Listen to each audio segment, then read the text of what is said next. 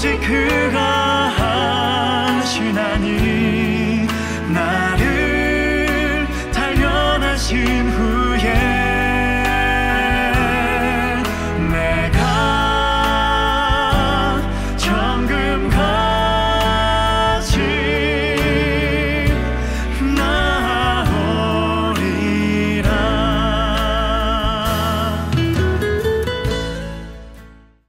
감사합니다. 참 많은 분들이 오셔서 너무나 참 마음이 뿌듯합니다. 저희 교인 비율에 비하면 많이 오신 거예요. 지난주에 욥기 6장과 7장을 보았습니다. 욥기 6장과 7장은 욥의 친구 엘리바스의 발언에 대한 욥의 대답이었습니다. 욥의 대답을 들은 후에 욥의 세 친구 중에 두 번째로 빌닷이라는 사람이 앞으로 나와서 욥을 향해서 이야기하기 시작합니다. 욥기 8장은 욥을 향한 친구 빌닷의 발언이에요. 읽어보셨습니까? 8장? 읽으셨나요? 짧은데 길지 않은데요. 그리고 8장에는 굉장히 중요한 구절이 있습니다. 그래서 오늘 8장 중요한 장이지요. 1절과 2절을 함께 읽어볼까요? 8장 1절 2절 읽습니다. 수아 사람 빌닷이 대답하여 이르되 내가 어느 때까지 이런 말을 하겠으며 어느 때까지 내 입의 말이 거센 바람과 같겠느냐. 빌닷이 대뜸 지금 욥을 꾸짖는 거예요. 지금 이 1절 2절에서 이 빌닷이 욥의 무엇을 책망하냐면 두 가지를 책망하는데 1절 2절에서는 무엇을 책망하느냐? 욥의 말투입니다. 말투. 이 2절 다시 읽어볼까요? 읽습니다.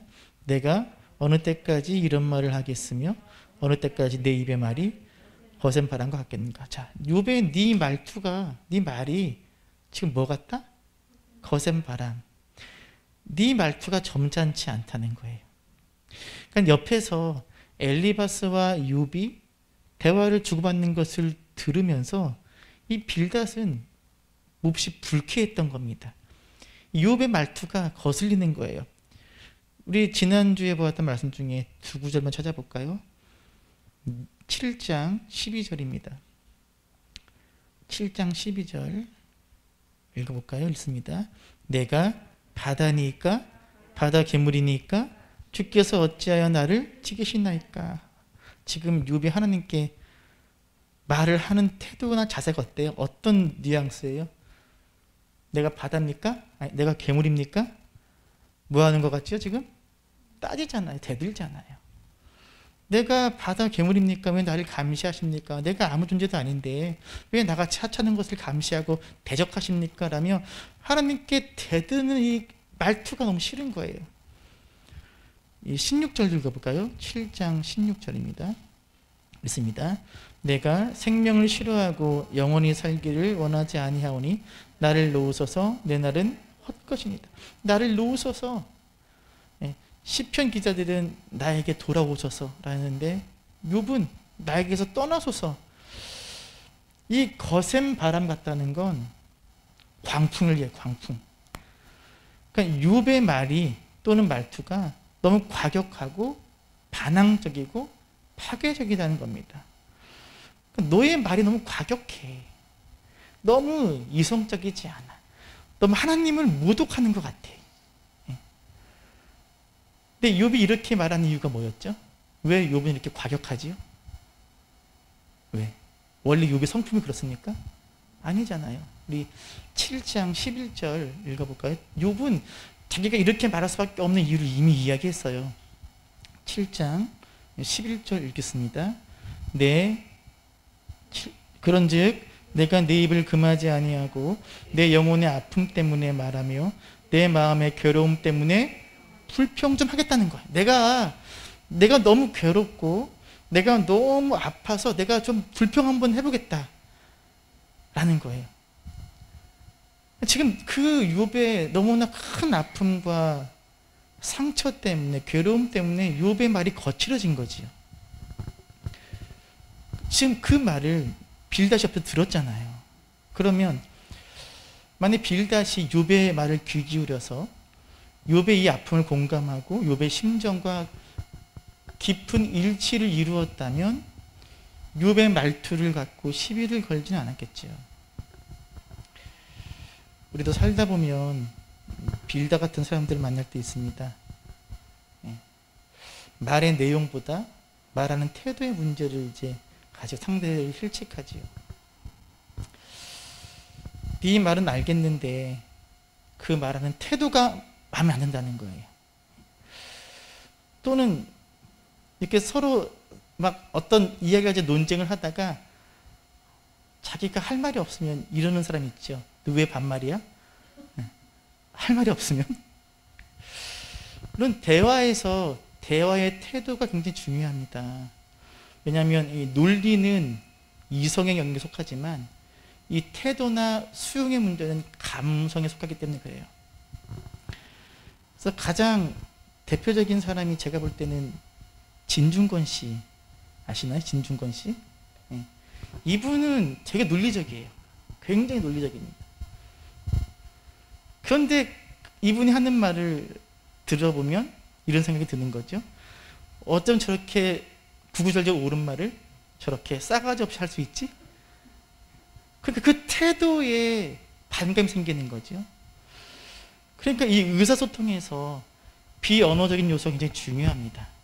그건 맞는데 욥이 처한 절박한 고통과 상처와 괴로움을 이해한다면 이 욥의 말투를 비판하고 비난하는 빌닷의 모습은 적절해 보이지 않는다는 거예요. 욥이 이미 이야기했잖아요. 내가 내 아픔 때문에, 상처 때문에, 괴로움 때문에 내가 불평 좀 하면 안 되냐라고 이야기하잖아요. 그러니까 지금 빌닷은 욥의 말투가 마음에 안 들고요. 또 무엇이 마음에 안 드느냐? 3절입니다. 3절 읽겠습니다. 하나님이 어찌 정의를 굽게 하시겠으며 전능하신 이가 어찌 공의를 굽게 하시겠는가? 하나님은 정의로우시고 공의로우시다. 이것이 빌닷이 믿는 하나님의 성품이에요. 그런데 지금 욥의 이야기를 들어보니까 이 욥은 하나님의 정의로우심과 하나님의 공의로우심을 의심하고 있어요. 그래서 욥의 말투를 책망하고 또 이어서 무엇을 책망하느냐? 욥의 주장입니다. 욥의 주장. 욥은 하나님의 정의로우심과 공의로우심을 의심하고 있어요. 정의로움과 공의로움은 간단해요. 엄격한 인과응보예요. 의인은 복받고 악인은 벌받는 거예요. 이게 정의고 공의입니다. 악인이 형통하고 의인이 고난당하면 그것은 정의가 아니고 공의가 아닙니다. 근데 지금 욥은 무엇을 이야기하느냐? 자, 우리 6장 29절입니다. 6장 29절 읽어볼게요. 읽습니다. 너희는 돌이켜 행악자가 되지 말라. 아직도 나의 의가 건재하니 돌아오라. 자, 친구들이 하는 말이에요. 아직 나의 무엇이 건재하다? 그게 무슨 뜻이죠? 나는 아직 의롭다. 나는 이러한 고통을 받을 만한 죄를 지었지 않았다. 자신이 의롭다는 거예요. 자, 그러면 그 말은 뭐가 되는 거죠? 지금 욥은 의롭다고 이야기해요. 근데 하나님은 욥에게 지금 고난을 주셨잖아요. 고난은 누가 받는 거라고요? 악인. 의인은 형통함. 그러면 지금 욥이 의인이면 욥의 주장대로 지금 하나님은 정의로우신 거예요? 공의로우신 거예요? 아닌 거잖아요. 지금 욥의 주장이 맞는 거라면 욥이 의인인데 의인인 욥에게 고난과 고통을 주신 하나님은 공평하지 않아요. 정의롭지 않아요. 빌닷이 보기에 욥이 자신의 의를 이야기하는 건 하나님에 대한 공격인 거예요. 하나님의 정의로우심과 공의로우심을 의심하고 그것을 비난하는 말로 들리는 거죠. 그래서 욥은 욥의 말투와 욥의 주장에 대해서 책망하는 거예요. 내가 옆에서 듣다 내가 못 참겠다. 욥, 네 말투도 재수없고 네 주장도 말도 안 돼. 네 말투가 너무 건방지고 너무 예의가 없어 하나님께. 그리고 하나님의 정의로우심과 공의로우심을 넌 의심하고 있어. 네가 의롭다는데 그 하나님의 정의로우심과 공의로우심은 뭐가 됐냐는 거야. 그러니까 너의 의롭다는 말이 네가 거짓말인 거지. 지금 이렇게 빌닷은 욥을 책망합니다. 그리고 나서 빌닷이 욥의 상처에다가 이제 소금을 확 뿌리는 거예요. 4절입니다. 4절 있습니다. 내 자녀들이 주께 죄를 지었으므로 주께서 그들을 그 죄에 버려주셨나니. 자, 무슨 뜻이죠? 무슨 뜻입니까? 이런 겁니다. 예를 들면 지금 한참 이슈가 되고 있는 사건이 하나 있죠. 한강에서 숨진 의대생 친구가, 그 아버지 친구가 그 의대생의 아버지한테 가서 그러는 거예요. 친구야, 네 아들이 죽은 건 네 아들 죄 때문이야. 그렇게 얘기하면 어떻겠습니까? 어떨 것 같아요? 말도 안 되는 거죠. 지금 그 얘기예요. 욥, 너의 자녀들이 주께 죄를 지었으므로 그 죄에 버려졌다. 그 말은 너의 자식들이 죽은 건 너의 자식들이 지은 죄 때문이다라는 거예요. 자, 욥의 자녀들의 죽음은 그들이 죽을 만한 죄를 범했기 때문이다 라고 지금 빌닷이 이야기하는 거예요. 지금 생떼 같은 자식을 잃은, 가슴에 참 피멍이 든, 가슴이 다 녹아버린 욥에게 지금 빌닷이 너의 자녀들의 죽음은 그들이 저지른 죄에 대한 심판이다. 죽을 만한 죄를 지었기 때문에 죽은 거다라고 지금 이야기하는 거예요. 어떻습니까? 빌닷 되게 차갑죠. 온기가 없습니다. 사람이 사람에게 하는 말이라고 느껴지지 않습니다.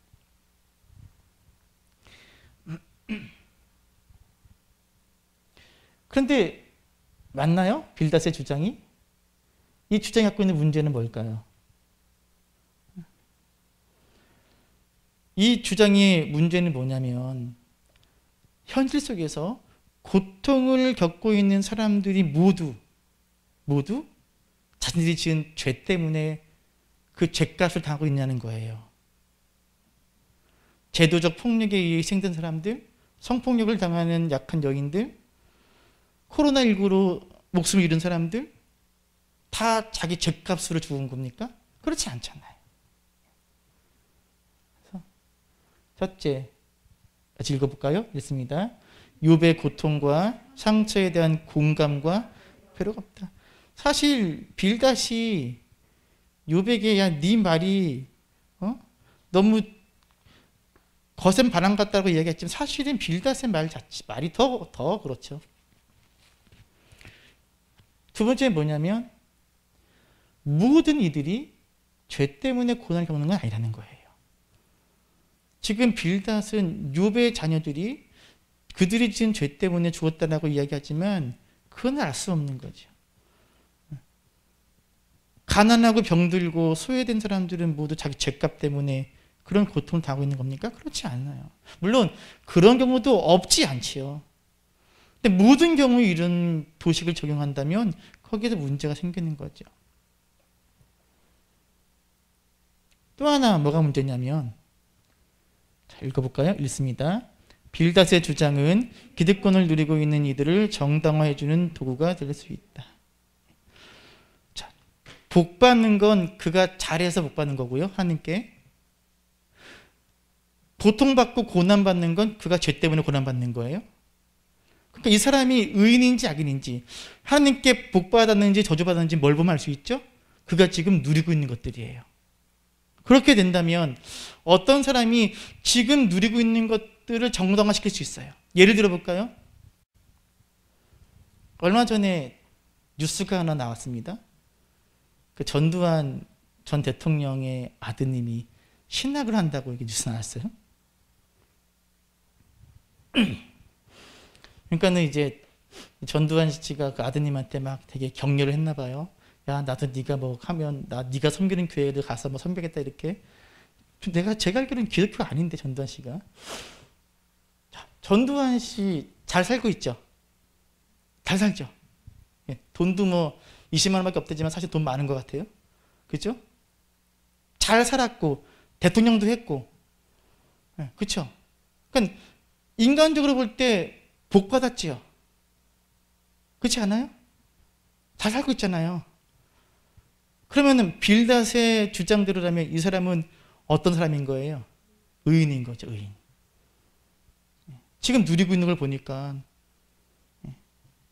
그래서 이 빌닷의 주장에는 이런 심각한 문제들이 있습니다. 무엇보다 자녀들의 죽음이 그들의 죄 때문이라는 이 빌닷의 주장에는 어떤 인간됨이 결여된 차가운 신학은 남아있는 거죠. 그리고 나서 이제 빌닷은 병 주고 약 주듯이 욥에게 너도 희망이 있다라고 이야기해요. 우리 5절과 6절입니다. 5절 6절 읽겠습니다. 내가 만약 하나님을 찾으면 전능하신 이에게 간구하고 또 청결하고 정직하면 반드시 너를 돌보시고 내 의로운 처소를 평안하게 하실 것이라. 자, 욥에게 희망이 있다는 거예요. 어떤 희망이지요? 5절 읽어볼까요? 5절에 뭐라고 되어 있죠? 너가 만일 찾으면 뭘까요? 하나님께 돌아와서 회개하면. 이 말은 뭐냐면 너의 자녀들은 회개해야 할 기회조차 없었어. 하나님께서 그냥 죽이셨잖아. 근데 다행히 욥 너는 하나님께서 살려두셨잖아. 그러니까 너는 회개해야 할 기회가 있어. 이런 거예요. 너는 아직 죽지 않았으니까 회개할 기회가 있다는 거예요. 그러니까 너가 너의 자녀들처럼 죽지 않는 방법은 오직 하나, 회개하는 것밖에 없다는 이야기입니다. 이제라도 너가 너의 죄를 자백하고 회개하면 생명을 구할 수 있고 하나님께서 다시 너를 회복시켜 주실 거다라는 겁니다. 욥에게 남아있는 희망이 뭐예요? 같이 읽어볼까요? 읽습니다. 하나님께 죄를 자백하고 생명을 구하면 하나님께서 다시 회복시켜 주실 것이다. 맞아요? 이게? 맞는 말이에요? 맞는 말이지 않죠. 왜요? 욥은 뭐가 없어요? 죄가 없어요, 지금. 죄를 짓지 않았어요.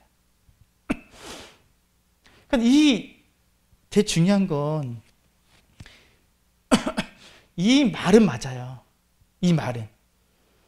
뭐가 안 맞는 거죠? 이 말이 적용되는 사람하고 안 맞는 거예요.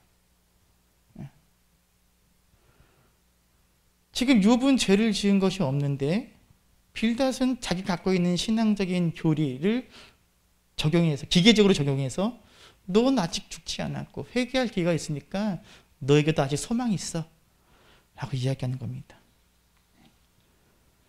그리고 이제 빌닷은 이렇게 하나님께 회개하고 생명을 구하면 하나님께서 어떤 회복을 주시는지에 대해서 이야기합니다. 하나님께서 어떻게 회복하시는가? 우리가 잘 아는 구절이 나오는 거예요. 7절 읽습니다. 내 시작은 미약하였으나 내 나중은 심히 창대하리라. 자, 이거 우리 어디서 주로 보죠? 이 말씀? 창업할 때, 개업할 때, 식당에, 업소에서 많이 보죠. 사업 번창을 기원하는 이들의 마음에 꼭 맞는 말씀이지요. 그런데 이 구절을, 이 말씀을 그런 창업하는, 개업하는 그런 식당이나 업체에 딱 걸어놓는 게 맞는 거예요? 네? 아까 말씀드렸죠? 어떤 말씀 자체는 맞는 말인데 뭐가 맞지 않는다고요? 상황, 대상이 맞지 않을 수 있죠. 자, 뭐가 문제냐면 이 말씀이, 자, 읽습니다. 시작. 욥의 고난이 죄 때문임을 전제하고 있다. 예. 이 구절 자체에도 벌써 문제가 있어요. 이 구절 자체가. 이 구절 자체, 이 빌닷의 주장 자체가 무엇을 전제를 하고 있지요? 욥이 죄 때문에 고난받고 있다는 전제하고 있어요. 그래서 이 미약하다는 건 지금 욥이 당하고 있는 고통과 고난을 이야기해요. 다 잃어버린 상태. 다 잃어버린 상태. 그걸 죄 때문이라고 이야기하잖아요. 지금 이 주장 자체도 이미 잘못된 주장인 거예요. 그리고 또 다른 잘못이 무엇이냐. 자, 읽어볼까요? 읽습니다. 축복의 말씀이 아니라는 거예요, 이 말씀은. 축복 말씀이에요, 이 말씀이. 지금 욥의 이 빌닷의 말이 아니에요. 뭐 하라는 거지요? 회개하라는 거, 회개. 그러니까 지금 만약에 우리가 어떤 집사님이 음식점을 개업했어요.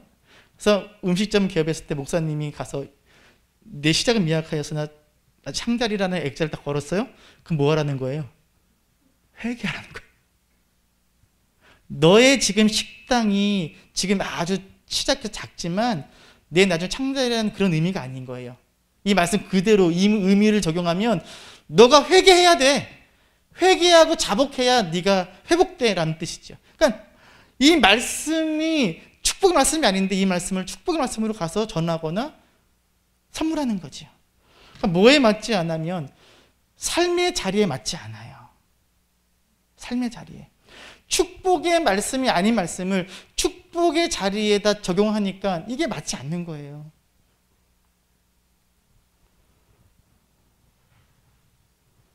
또 가장 중요한 건 뭐냐.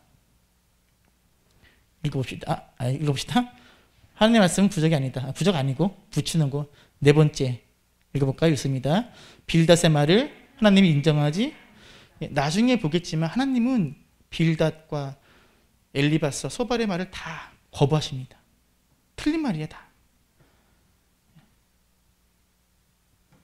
그러니까 빌닷이 하는 말들은 사실은 하나님의 뜻과 상관없는 말들을 하고 있는 거예요. 근데 그 말이 우리가 알고 있는 신학적인 개념들과 일치하기 때문에 좋은 말이라고 여기는데 사실 그렇지 않아요.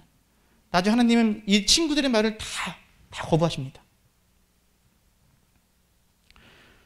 지금 이 말씀은 그래서 어울리지 않아요. 무엇보다 이 이야기는 잘못된 전제, 욥의 고난은 죄 때문이다라는 전제 하에서 하고 있는 말이기 때문에 틀린 말입니다. 그리고 축복하는 말도 아닙니다. 이 말씀을 걸어놓는다고 해서 복받는 것도 아닙니다. 그런데 우리는 이렇게 하고 있는 거죠. 그렇죠?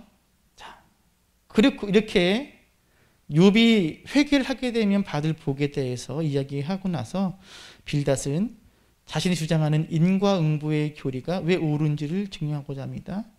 자, 우리 8절 읽어볼까요? 8절 있습니다.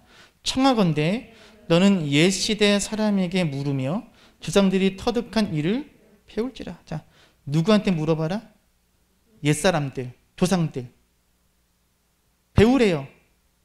뭘 배우라는 거죠? 지금 빌닷이 이야기하고 있는 교리예요.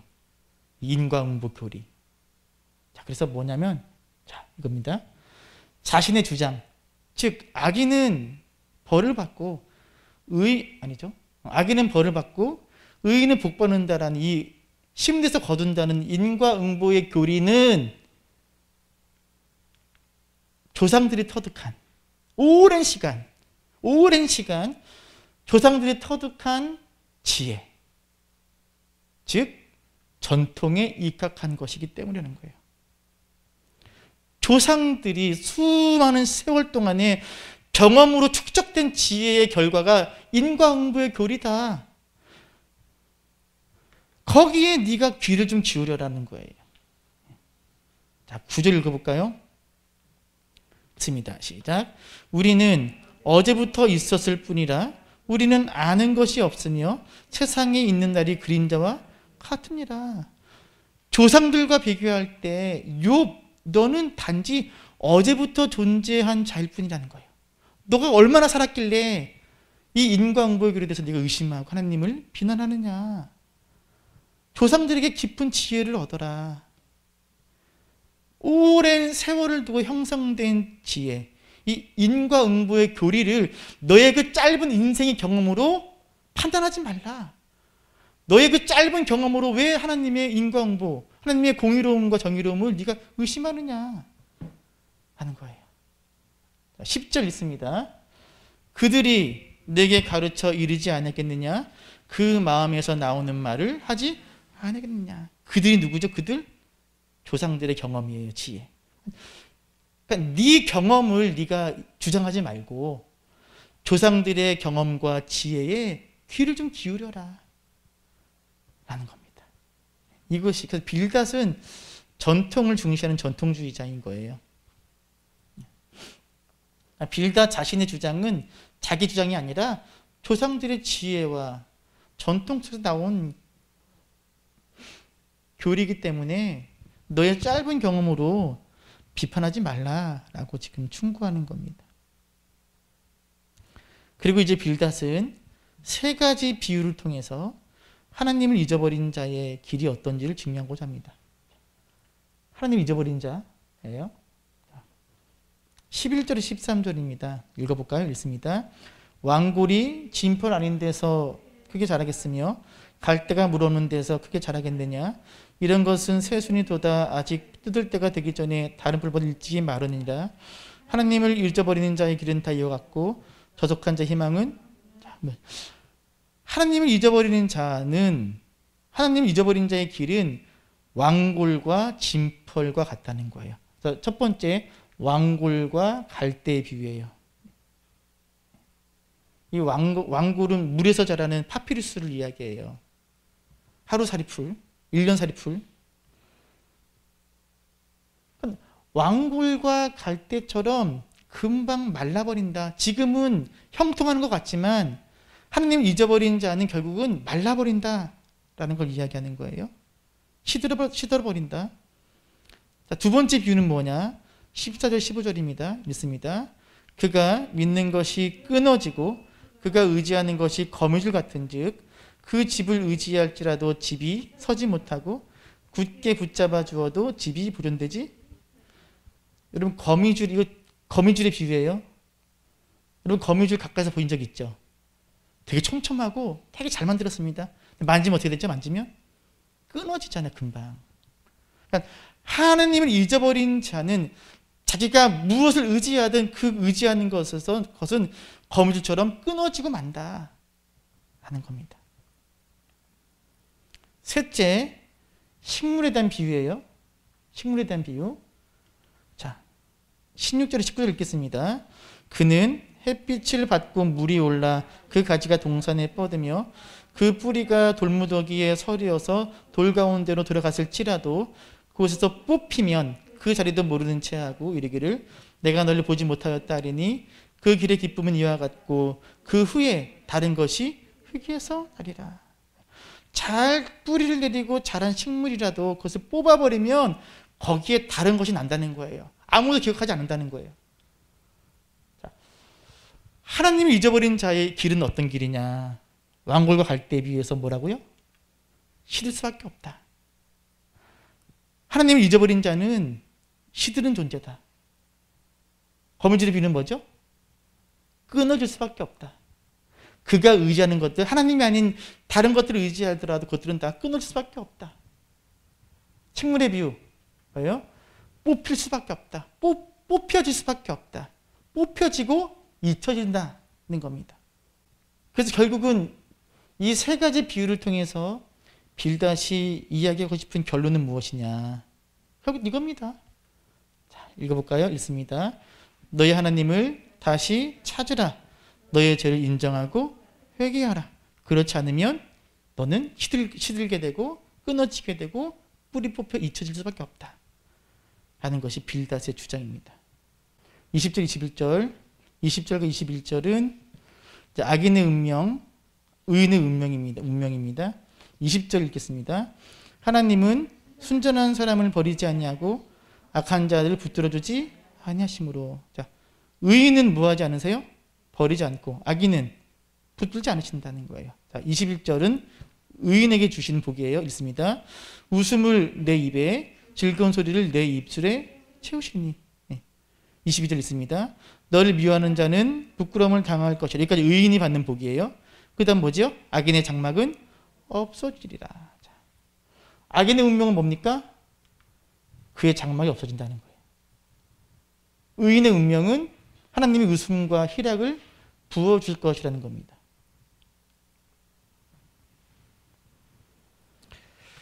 악인의 장막은 없어지지만 의인의 길에 선 자들은 하나님께서 웃음과 기쁨을 회복시켜 주실 것이다. 축복의 말처럼 들리지만 아니죠. 사실은 뭐라는 거예요? 죄를 인정하고 회개해라. 자, 이 욥의 빌닷의 주장이 간과하고 있는 사실들이 있습니다. 자, 읽어볼까요? 있습니다. 모든 고난이 죄에 대해 하나님의 징계일 수 없다.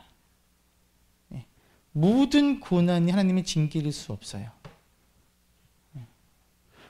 하나님의 징계인 고난도 포함되기 없는 건 아니지만 모든 고난이 하나님의 징계인 건 아니에요.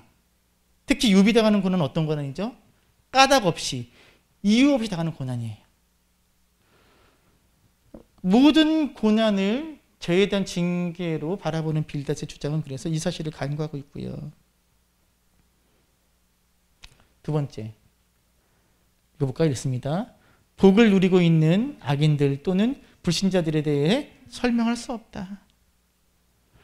하나님께서 의인에게 복을 주시고 악인에게 벌을 주신다면 우리나라 30대 재벌을 조사했을 때 대부분은 종교가 뭐야 될까요? 이게 맞는 거라면 기독교야죠. 그죠? 왜요? 의인은 하나님께서 뭐 하시니까? 복 주시니까. 저 불신자들, 우상숭배자들은 복을 안 주셔야죠. 근데 30대 재벌을 조사해보면요. 거의 70%, 80%는 다 불교, 타종교예요. 기독교는 별로 없습니다. 악인이 형통한 것, 불신자들이 누리는 복을 설명할 수 없어요. 세 번째, 가장 중요한 겁니다. 읽어볼까요? 있습니다. 고난이 유익일 때도 있다. 빌닷은 고난이라는 것이 하나님의 징계라고 이야기하지만 고난이 유익일 때도 있다는 거예요. 8장 20절 읽어볼까요? 읽습니다. 앞부분만. 하나님은 순전한 사람을 버리지 아니하시고. 이건 누구의 주장이에요? 이게 빌닷의 주장이 이것이 하나님의 뜻이 아니라는 거예요. 자, 빌닷은 이야기합니다. 하나님은 누구를 버리지 않는다고요? 순전한 사람을 버리지 않는데요. 근데 그렇지 않아요. 빌닷의 이 주장을 가장 극명하게 부정하는 사건이 있었습니다. 어떤 사건일까요? 예수님께서 십자가에서 죽으실 때 뭐라 그러셨죠? 엘리 엘리 라마 사박다니. 하나님이여 하나님이여 어찌하여 나를 버리셨나이까. 하나님께서 버리셨어요. 예수님을 버리셨어요. 근데 버리시면 어떻게 됐죠? 버리셨기 때문에 우리가 구원받을 수 있었던 거죠. 고난은 하나님의 징계가 아니라 하나님의 구속사역으로 지금 나타난 거죠. 모든 고난 하나님의 징계가 될 수 없고요. 그렇게 되면 악인이나 불신자들의 고난, 형통함을 설명할 수 없고 무엇보다 고난이 우리에게 유익이 되는 걸 설명할 수가 없습니다.